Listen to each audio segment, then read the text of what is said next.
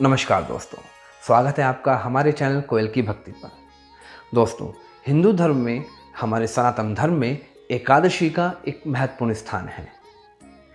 इन एकादशियों में सबसे बड़ी एकादशी होती है देवोत्थान एकादशी, क्योंकि हर माह में 2 एकादशी होती हैं और साल में 12 महीने होते हैं। तो इस हिसाब से एकादशियों की जो संख्या होती है वो 24 होती है। इन 24 एकादशियों में सबसे बड़ी एकादशी को देवोत्थान एकादशी कहा जाता है, क्योंकि इस दिन भगवान विष्णु अपनी जो योग निद्रा है उससे जागते हैं और जो सृष्टि का कार्यभार है उसको संभालते हैं। क्योंकि जब भगवान विष्णु अपनी योग निद्रा में चले जाते हैं तो सृष्टि का जो मांगलिक कार्य हैं, जो सनातन धर्म में मांगलिक कार्य हैं, विवाह, शादी, नामकरण, संस्कार, पूजा आदि जो भी मांगलिक कार्य होते हैं वो सभी रोक दिए जाते हैं। उन पे एक तरह का प्रतिबंध लग जाता है कि अब ये मांगलिक कार्य नहीं होंगे, क्योंकि भगवान विष्णु अपनी योग निद्रा में चले गए हैं, शयन करने के लिए चले गए हैं। लेकिन जैसे ही देवोत्थान एकादशी आती है तो भगवान विष्णु अपने उस चतुर्मास से, उस 4 माह के जो योग निद्रा होती है उससे वो जागते हैं और उसके साथ ही इस सृष्टि का जो कार्यभार है उसको वो संभालते हैं। उनके जागते ही इस सृष्टि पे, इस पृथ्वी पर, हमारे सनातन धर्म में, हमारे हिंदू धर्म में जो भी मांगलिक कार्य रुके हुए होते हैं वो शुरू हो जाते हैं।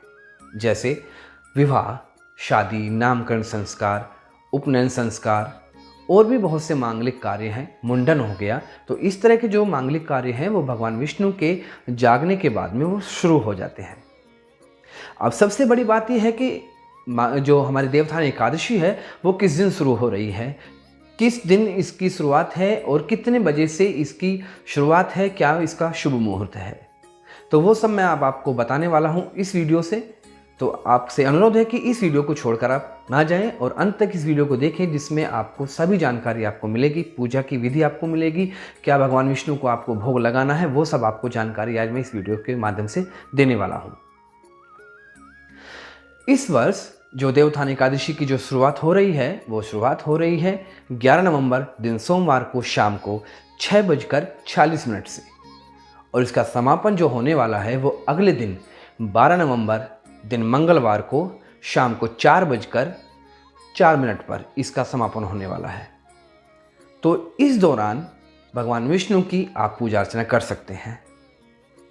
सबसे बड़ी बात है कि भगवान विष्णु की हम देवोत्थान एकादशी पर पूजा अर्चना कैसे करें, क्या इसका एक नियम होता है कि हम किस तरह से भगवान विष्णु की कृपा हम प्राप्त करें।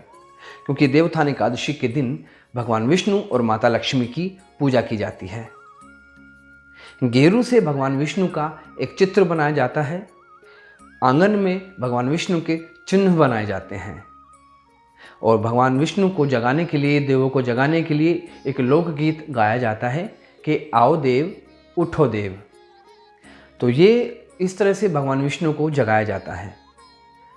अब बताता हूँ आपको कि इसका जो पूजा का जो आपका शुभ योग है वो कब से, इसका किस टाइम से इसकी शुरुआत होने वाली है।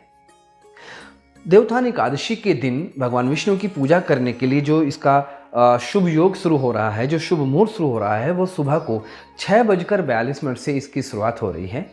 लेकिन 7:52 पर सर्व सिद्धि योग शुरू हो रहा है, जिसमें आप पूजा कर सकते हैं।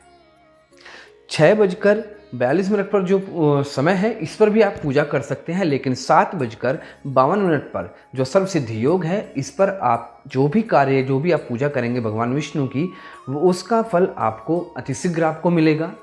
आपके जो भी मनोरथ हैं वो आपके सभी पूरे हो जाएंगे। अब बताता हूँ आपको कि भगवान विष्णु की पूजा के लिए आपको क्या करना है, क्या उनको भोग लगाना है। क्योंकि भगवान विष्णु का देवोत्थान एकादशी के दिन हम जो भोग लगाते हैं वो क्या हम भोग लगाते हैं, क्या भोग उनको प्रिय है। देवोत्थान एकादशी के दिन भगवान विष्णु को जो भोग लगाए जाते हैं उनमें सिंघाड़ा और गन्ना उनके लिए अति प्रिय है, क्योंकि भगवान विष्णु को यही भोग देवोत्थान एकादशी के दिन लगाया जाता है। भगवान विष्णु सभी देवों में पूजे जाते हैं, क्योंकि इनके जागने पर ही हमारे जो सनातन धर्म के जो मांगलिक कार्य हैं, जो शुभ कार्य हैं वो शुरू होते हैं। क्योंकि इनके जागने पर ही हमारे सभी कार्य होंगे। अगर ये सोए रहेंगे तो कोई भी हमारा शुभ कार्य नहीं होगा। तो भगवान विष्णु की पूजा अर्चना के लिए हमें सबसे पहले सुबह नित्य उठना होगा, ब्रह्म मुहूर्त में हमें उठना होगा। ब्रह्म मुहूर्त में उठने के बाद हमें जो भी हमारे नित्य कर्म हैं वो हमें करने हैं। उसके बाद स्नान करने के बाद में जो भी हमारा पूजा घर है या आंगन है, उस आंगन में हमको भगवान विष्णु की पूजा के लिए एक चौकी लगानी है। भगवान विष्णु की मूर्ति वहाँ पे रखनी है, साथ में लक्ष्मी जी की हमें मूर्ति रखनी है। अगर आप ये भी नहीं कर सकते हैं तो गेरू से भगवान विष्णु की तस्वीर आपको बनानी है, एक चित्र आपको उनका बनाना है, और आंगन में आपको भगवान विष्णु के पदचिन्ह आपको बनाने हैं, जिससे आप उनको बनाते वक्त आप बोलेंगे कि हे विष्णु भगवान, हमारे घर आइए और हमारे सभी मांगलिक कार्यों को आप पूर्ण कीजिए, अपना आशीर्वाद हमें प्रदान कीजिए।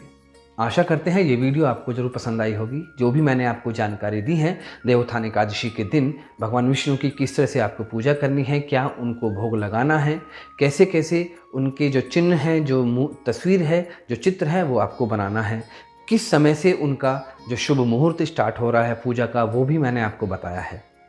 तो ये थी जानकारी देवोत्थान एकादशी पर भगवान विष्णु की पूजा अर्चना के लिए।